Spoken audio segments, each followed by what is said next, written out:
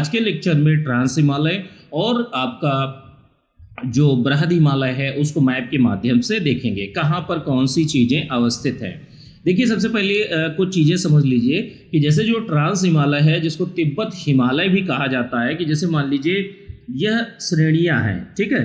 तो जैसे सबसे तिब्बत या चाइना वाले क्षेत्र में जो लगती है, तो सबसे इधर वाला पार्ट जो कहलाता है वो उसको बोला जाता है ट्रांस हिमालय, ठीक है।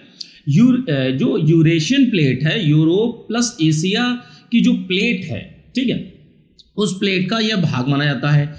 इसको जो ट्रांस हिमालय है, तो ट्रांस हिमालय को टेथिस हिमालय की भी संज्ञा दी जाती है, ठीक है। टेथिस हिमालय भी कहा जाता है। और इसका निर्माण जो हुआ है, ट्रांस हिमालय का निर्माण जो हुआ है वो आज नहीं हुआ है, यह निर्माण हिमालय से पूर्व में हुआ है, ठीक है, बहुत पहले जो ट्रांस हिमालय है। अब देखिए पश्चिम में पामीर की गांठ मिल जाती है जो ट्रांस हिमालय है।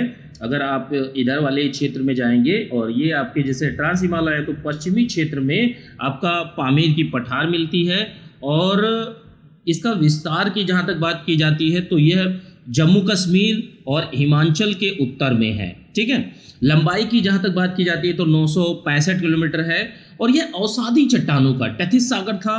टेथिस सागर जैसे मान लीजिए ये आपका यूरेशियन प्लेट है, ठीक है, और ये आपके इंडियन प्लेट है। अब बीच में टेथिस सागर था, तो ये बिल्कुल इधर की ओर मूवमेंट करने लगी, ऊपर की ओर, ठीक है। अब ये जब वो मूवमेंट करने लगी तो यहाँ जो टेथिस सागर के अवसाद से ये बिल्कुल यहाँ पर इंडियन प्लेट के ऊपर आने लगे। और ये एक दिन का कार्य नहीं था, ये धीरे धीरे प्रक्रिया के माध्यम से कई करोड़ वर्षों में ये चीज़ें हुई हैं, ठीक है।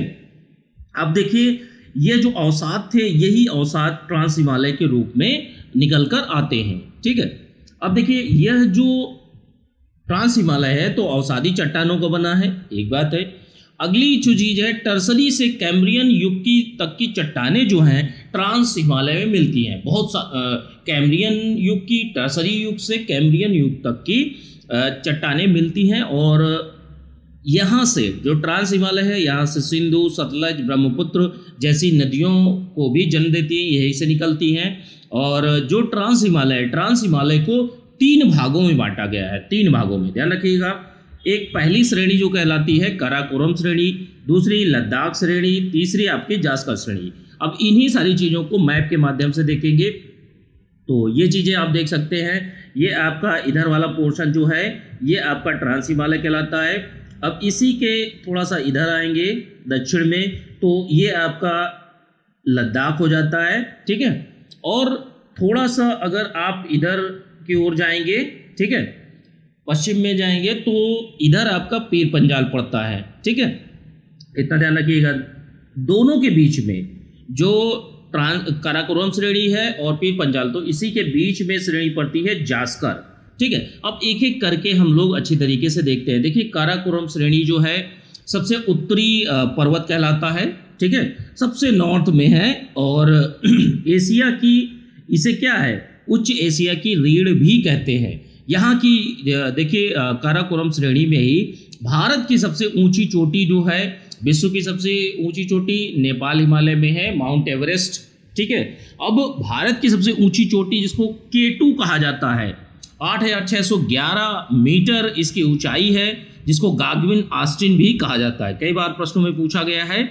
और सॉरी, देखिए जो चीज़ें हैं कि जैसे पाक अधिकृत कश्मीर का यह भाग है, यहाँ पर एक नुब्रा घाटी पाई जाती है, ठीक है। काराकोरम श्रेणी में ही नुब्रा घाटी पाई जाती है और नुब्रा घाटी में ही सियाचिन ग्लेशियर पाया जाता है। भारत का सबसे बड़ा, ठीक है, सबसे बड़ा ग्लेशियर है, 76.44 मीटर, ठीक है, यह इसकी ऊंचाई है। और सियाचिन ग्लेशियर जो है 76.44 मीटर यह बड़ा है। और अन्य हिमनद जो हैं, ग्लेशियर्स जो हैं, उनकी बात कर लेते हैं। तो जैसे इसी काराकोरम श्रेणी में बियाफो है, वोल्टेरो है, ठीक है। बियाफो जो है आपका 60 मीटर है और वोल्टेरो जो है उसकी ऊंचाई जो है आपकी 58 मीटर है। हिस्पर हिमनद भी आपका यहाँ पर है, हिस्पर हिमनद की ऊंचाई जो है 61 मीटर मानी जाती है, ठीक है। अब देखिए काराकोरम श्रेणी के बाद आप देख सकते हैं ये है आपकी इधर काराकोरम के दक्षिण में, ठीक है। तो ये आपकी लद्दाख श्रेणी कहलाती है, ठीक है। मैप पे थोड़ा सा इधर उधर समझने के लिए बस आप समझिएगा, क्योंकि लिखने को आएगा वहां पर आप बना भी सकते हैं, ठीक है। मैप तो मिलेगा नहीं तो कम से कम कॉपी में ही आप बना के दिखा सकते हैं कि नॉर्थ में है या साउथ में है या वेस्ट में है या ईस्ट में है, कहाँ पर है, ठीक है। अब देखिए अगली चीज क्या है, लद्दाख श्रेणी की बात कर लेते हैं। देखिए लद्दाख श्रेणी जो है लेह, जैसे मान लीजिए लेह ये है, ठीक है, लेह के उत्तर में है, ठीक है। लेह के ये आपकी लद्दाख श्रेणी है, ये लेह हो गया और ये आपकी लद्दाख श्रेणी है, इधर आपका काराकोरम श्रेणी है, ठीक है। तो ये पोजीशन है इसकी पूर्वी भाग में, इसके पूर्वी भाग में, जैसे ये लद्दाख श्रेणी तो इसके पूर्वी भाग में कौन सा है आपका कैलाश श्रेणी है, ठीक है। ध्यान रखिएगा दोनों जो इनकी जो आपकी लद्दाख श्रेणी है तो इसकी सर्वोच्च चोटी जो कहलाती है वो राकापोशी है, विश्व की सबसे बड़ी खड़ी ढाल वाली चोटी है ये, ठीक है। जो इसका स्लोप है वो खड़ा है, ठीक है, वर्टिकल है, ध्यान रखिएगा। ये कुछ विशेषताएं हैं लद्दाख श्रेणी की। अब इसके बाद में जास्कर श्रेणी की बात कर लेते हैं। तो जास्कर श्रेणी की जहां तक बात करते हैं तो देखिए यह लद्दाख श्रेणी के दक्षिण में है, ठीक है। जैसे मान लीजिए लद्दाख है, लद्दाख के दक्षिण में यह श्रेणी पाई जाती है। और महान हिमालय, जैसे महान हिमालय जो आपका महान हिमालय है दक्षिण एवं महान हिमालय के बीच में है, ठीक है। महान हिमालय के या उत्तर में पाई जाती है कि जैसे मान लीजिए जो आपकी जास्कर श्रेणी है, ठीक है, तो महान हिमालय ये है आपका और इधर ले ऊपर है और बीच में आपकी कौन सी श्रेणी है, जास्कर श्रेणी है, ठीक है। जास्कर श्रेणी के नीचे ही आपका महान हिमालय का विस्तार पाया जाता है, ठीक है। तो इन चीज़ों को समझिएगा। अब उसके बाद में लद्दाख श्रेणी और जास्कर श्रेणी के बीच सिंधु नदी घाटी है, ध्यान रखिएगा, सिंधु नदी घाटी है।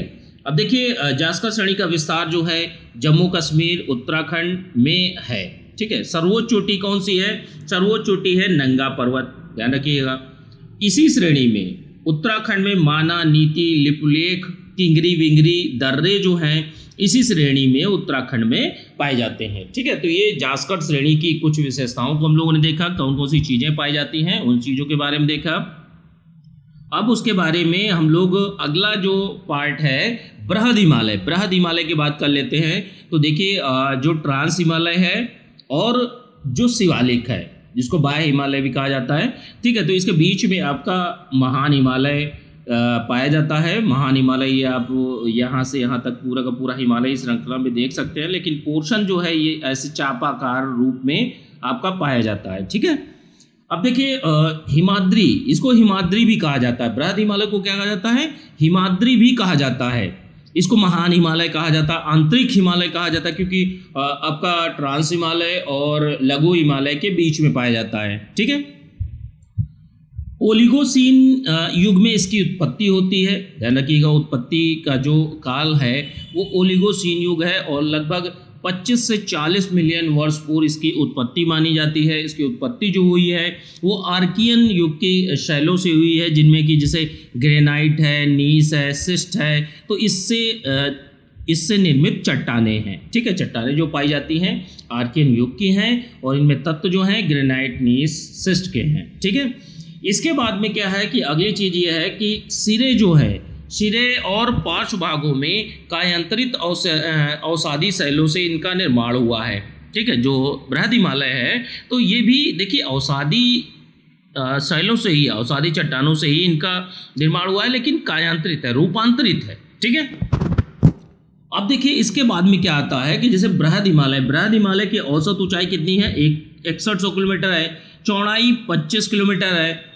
और इसी में ध्यान रखिएगा जो आपका माउंट एवरेस्ट नेपाल में पाया जाता है, ये वाला नेपाल वाले रीजन में माउंट एवरेस्ट है और 88 मीटर इसकी ऊंचाई है। माउंट एवरेस्ट की विश्व का सबसे बड़ा ऊंचा पर्वत है माउंट एवरेस्ट। कंचनजंगा भी आपका पाया जाता है, इसी के आगे कंचनजंगा है, ठीक है। तो ये आपका सिक्किम में पड़ता है। अब देखिए जो आपका बृहद हिमालय का विस्तार जो है पश्चिम में इधर वाले क्षेत्र में नंगा पर्वत है, इधर वाले में नमचा बरवा है, ठीक है। सिंधु नदी गार्ज से ब्रह्मपुत्र नदी के मोड़ तक फैली है, ध्यान रखिएगा। सिंधु नदी, यहाँ पर ये सिंधु नदी का गार्ज है। गार्ज का मतलब क्या होता है कि जैसे मान लीजिए यह नदी पर्वतों से निकलकर, चोटियों से निकलकर निकली, तो निकलने के बाद ये बहुत तेजी से, इसका आकार जो रहता है, ये फैलाव बहुत ज़्यादा रहता है, ठीक है। तो ये जो पोर्शन होता है, ये जो चौड़ाई जो होती है, फैलाव होता है, यह वी आकार की, लगभग वी आकार की घाटी बनाती है, ठीक है। अब इसी के माध्यम से आगे निकलती है जो आपकी सिंधु नदी है, ठीक है। तो सिंधु नदी के गार्ज से लेके, गार्ज क्या होता है? गार्ज ऐसा क्षेत्र होता है जहाँ से नदी बड़े पैमाने पे चौड़ाई मात्रा में निकल रही होती है, जहाँ ये नदी की युवावस्था होती है, जहाँ से नदी स्टार्ट होती है, क्योंकि इसमें वेग काफ़ी होता है और वेग होने के कारण बहुत तेज़ी से कटान करती है, तो ये चौड़ाई काफ़ी होती है यहाँ पर, ठीक है। तो इसी को गार्ज कहते हैं, ठीक है। यहाँ से सिंधु गार्ज है और ये ब्रह्मपुत्र मोड़ है, जहाँ से ब्रह्मपुत्र इधर आती है और इधर मुड़ती है आकर, तो यहाँ तक ये आपका जो बृहद हिमालय है वो फैला हुआ है। अब इसी में देखिए बहुत सारी पर्वतमालाएं हैं कि जैसे धौलागिरी है, अन्नपूर्णा है, मकालू है, नंदा देवी है, तो ये आपके जो पर्वत है पाए जाते हैं, छोटे छोटे पर्वत। उसके बाद त्रिशूल है, बद्रीनाथ है, नीलकंठ है, केदारनाथ है, तो ये सारी चीज़ें। माउंट एवरेस्ट को एक अन्य नामों से भी जाना जाता है कि जैसे पर्वतों की रानी, सागर माथा, पर्वतों की रानी भी कहा जाता है, सागर माथा की भी संज्ञा दी गई है। और जो बृहद हिमालय, इसका ढाल बहुत तेज है, जैसे ऐसे स्लोप बहुत, ढाल बहुत तेज है, इस तरीके से चीज़ें हैं कि यहाँ से अगर पानी गिरता है बहुत तेजी से जाता है और आगे कटान भी करता है जाके तेजी से, ठीक है। अगली चीज़ क्या है, जो हिम नदियों के कारण कटान हुई है। कटान किस कारण हुई है? हिम नदियों के कारण जो ग्लेशियर्स हैं वहाँ से नदियाँ निकल रही हैं और जब आगे बढ़ती हैं तो बहुत तेज़ी में निकलती हैं, ढाल की वजह से यह कटान बहुत ज़्यादा हुआ है। पहले तिब्बत भाषा में जो आपका माउंट एवरेस्ट है, तो इसको क्या कहा जाता था? चोमो लुंगमा कहा जाता था, चोमो लुंगमा, ठीक है। अब देखिए हिमनदों की बात कर लेते हैं, तो हिमनद कौन कौन से हैं आपके? जो बृहद हिमालय है उसमें हिमनद और दर्रे, इन सारी चीज़ों के बाद हिमनद ग्लेशियर्स की जहाँ तक बात करते हैं तो कुमायूं हिमालय में मिलाम हिमनद है, गंगोत्री है जहाँ से गंगा निकलती हैं, ठीक है, भागीरथी निकलती हैं, और सिक्किम में जेमू हिमनद है, ठीक है, ध्यान रखिएगा, जेमू हिमनद है। अब दर्रे की बात कर लेते हैं। कश्मीर में कौन सा दर्रे हैं? कश्मीर में बृहद हिमालय में बुर्जिल दर्रा है, जोजिला दर्रा है। हिमाचल प्रदेश में कौन से हैं? हिमाचल प्रदेश में आपका बारा लापचा ला है और सिपकीला है। उत्तराखंड में थांगला है और सिक्किम में नाथुला है, ठीक है, ध्यान रखिएगा, नाथुला और जेलेपला।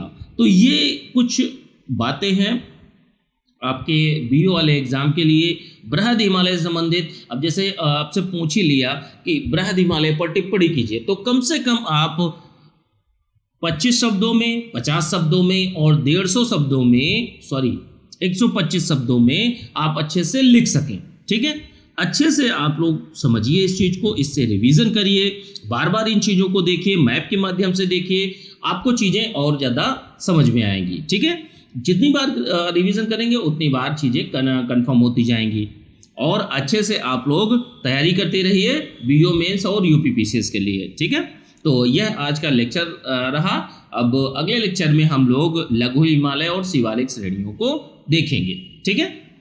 चलिए ठीक है, थैंक यू देखने के लिए।